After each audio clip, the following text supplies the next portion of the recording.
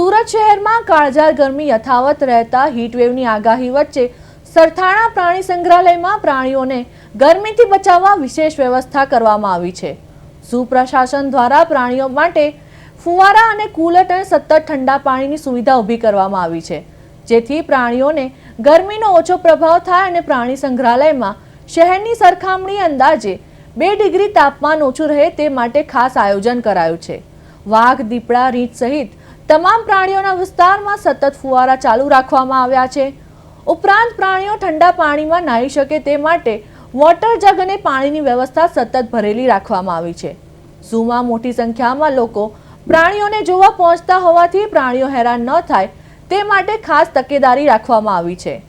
ગરમી વચ્ચે પ્રાણીઓ ફુવારાની મજા માણતા પણ નજરે પડી રહ્યા છે।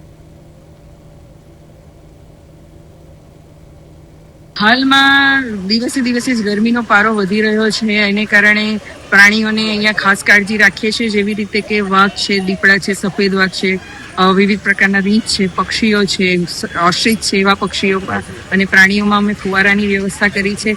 આ ઉપરાંત જે પ્રાણીઓના બહારના વોટર ટબ છે એ અમે રેગ્યુલર ઠંડા પાણીથી ભરીએ છીએ, જ્યારે એમને ગરમી લાગે ત્યારે જઈને એ લોકો નાહી શકે। આ ઉપરાંત અમે એ લોકોને ફૂડમાં જે આપીએ છીએ વેજીટેબલ્સ અને ફ્રૂટ્સ, એમાં જ્યુસી ફ્રૂટ્સનો વધારે ઉપયોગ કરીએ છીએ, જેથી કરીને શરીરની અંદર પાણી જળવાઈ રહે। અને પાણીની અંદર, પીવાના પાણીની અંદર દરેક એનિમલની અંદર અમે ઇલેક્ટ્રોલ પાવડર આપતા હોય છે।